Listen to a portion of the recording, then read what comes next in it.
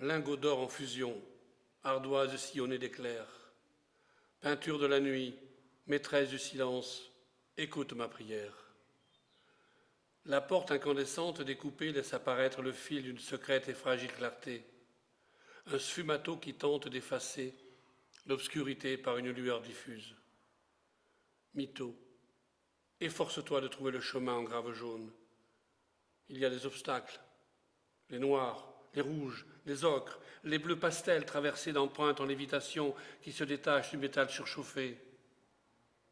À travers les interstices où la lumière se fera un passage, tu te demandes qui tu es, d'où tu viens. Les longs couloirs aux portes cadenassées, rouillées par le temps, dénoncent un labyrinthe plaqué de couleurs immatérielles. Et pourtant, si tu hésites encore par pudeur ou par respect à chercher ce qui se trouve derrière ces plaques en fusion, tu n'as pas peur des éclatantes monochromies, tu n'as pas peur du doux gris d'un acier brossé, tu n'as pas peur des intenses aplats de couleurs, tu n'as pas peur du paradoxe.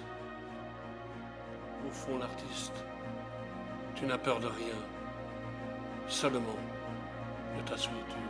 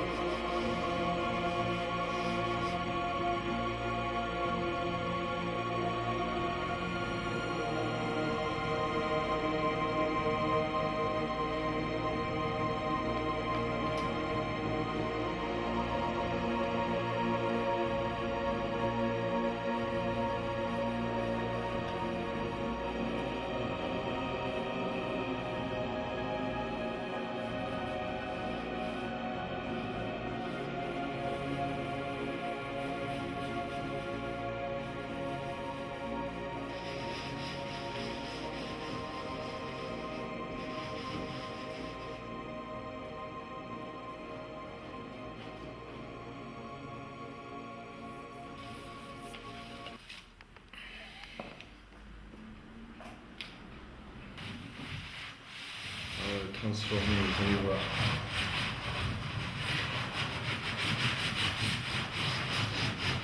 On a incrusté les pigments dans la matière.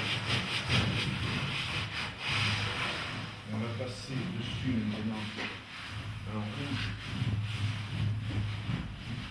On va m'amener vers le violet cardinal.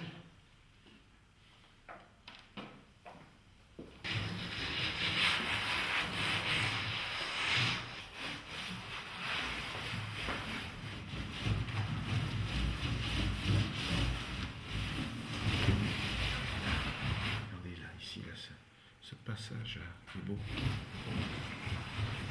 Ça va rester.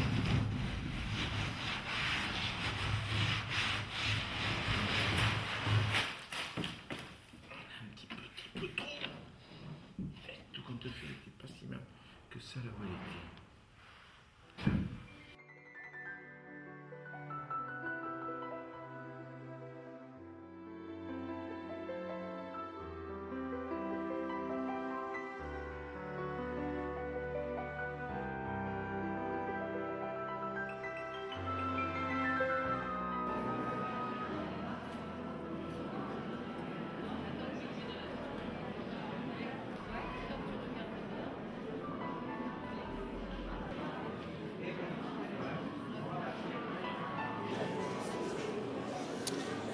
Moi, j'ai choisi ce tableau parce qu'il me semble très bien résumer ce qu'est la peinture de Mito.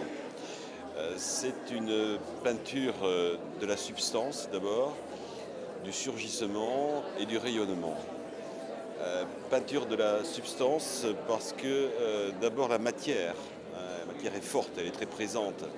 C'est une peinture qui est épaisse, qui est mêlée de terre, qui nous ramène aux éléments premiers et essentiels. Une peinture du surgissement aussi, parce que ce qui frappe d'abord dans la peinture de Mito, et si vous interrogez ceux qui aiment cette peinture, ils vous le diront tous, c'est cette impression de revenir à quelque chose d'absolument essentiel, de premier. Et quand on voit cette peinture avec cette lumière, avec cet éblouissement même que l'on a, ça nous rappelle sans doute les premiers instants de la vie, et peut-être aussi les derniers. Donc on est là dans des questions essentielles, dans des questions premières, fondamentales.